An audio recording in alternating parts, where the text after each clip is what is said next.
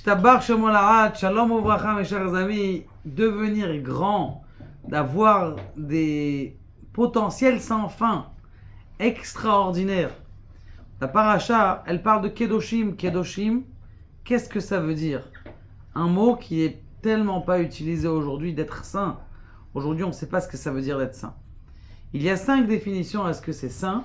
Aval, je vous donne une petite histoire et en une seconde, vous allez voir comment est-ce que le mot Kedoshim, eh bien, il peut se traduire d'une façon extraordinaire et d'une façon qui donne beaucoup de courage. Est-ce que vous avez entendu du 33e président des États-Unis? Celui qui a jeté la bombe atomique et qui a fini la guerre, celui qui a été le plus noaz, c'est-à-dire le plus courageux de tous les présidents d'Amérique. Peut-être qu'on va avoir un autre courageux là qui est en train de se réveiller, Trump. Mais c'est le président Truman. Le président Truman, c'est lui qui a fait, grâce, je sais pas, c'est grâce à cause de la bombe atomique, eh bien, il a calmé un petit peu tous les esprits.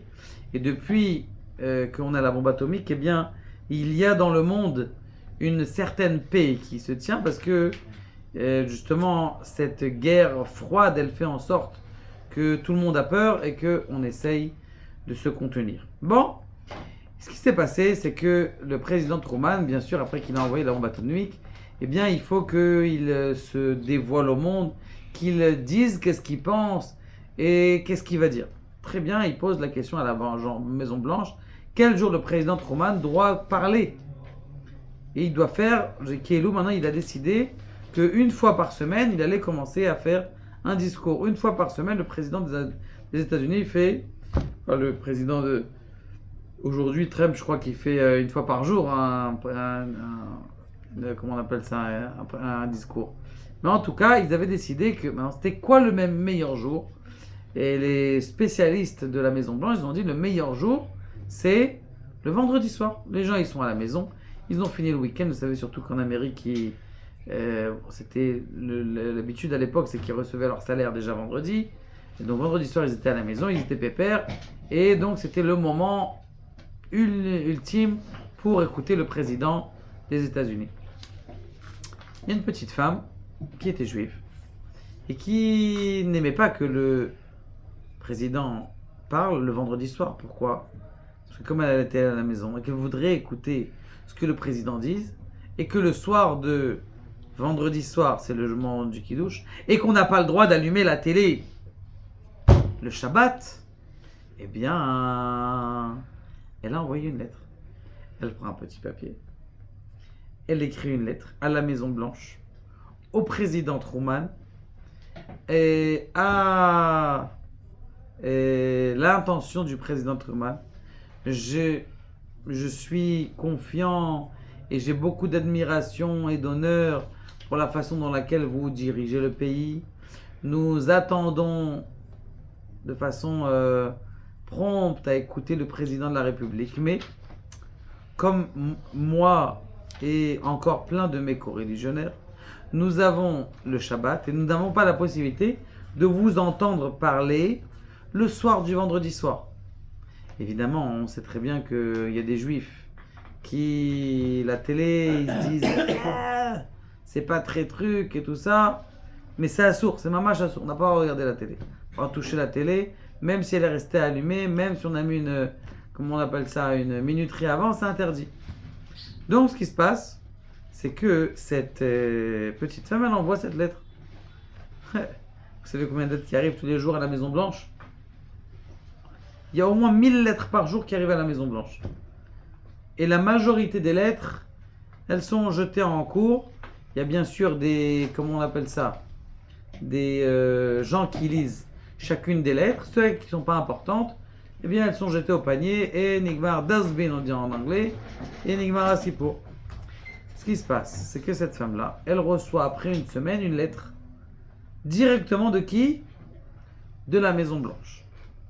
En disant, écoutez madame, nous avons écouté sérieusement et réfléchi sérieusement à votre proposition de demander de changer le jour du discours du président de la République. C'est la raison pour laquelle, eh bien, nous allons changer le jour de que le président il avait déjà commencé à dire tous les vendredis soirs je vais vous faire un discours, de changer le jour du président Truman et que maintenant ça allait être le dimanche soir et non pas le vendredi soir.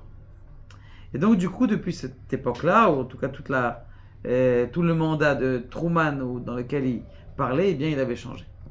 Maintenant de là on apprend c'est ça. Dans Kedoshim Tiyu il y a aussi comment on appelle ça, la prévention du Shabbat. Ve'et Shabtotai Tishmou, tu devrais garder le Shabbat.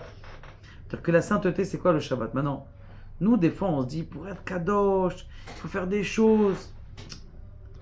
Pitrouli, pitrou shel machat. Ouvrez-moi juste le chat d'une aiguille. Un petit peu de sainteté. Mettez un filtre à votre portable. Comment on appelle ça? Diffusez des cours. Vous faites attention à votre sainteté, même un petit peu. Faites attention à votre jupe. Encore 5 cm dans la jupe. Encore 3 cm dans le... comment on appelle ça? Dans le décolleté. Va'ani eftach lachem. Et moi je vais vous ouvrir. Pitro. Shalulam Akadosh Baruch Hu, il a dit moi je vais vous ouvrir. Je vais vous donner la Kedusha en vérité c'est quoi? La Kedusha c'est quoi en vérité? C'est d'apprendre à avoir un petit peu de sainteté et de recevoir beaucoup de sainteté de l'autre côté. Ça c'est la Kedusha. C'est quoi? C'est d'apprendre qu'on doit être aussi, comment on appelle ça, nifal, c'est-à-dire receveur.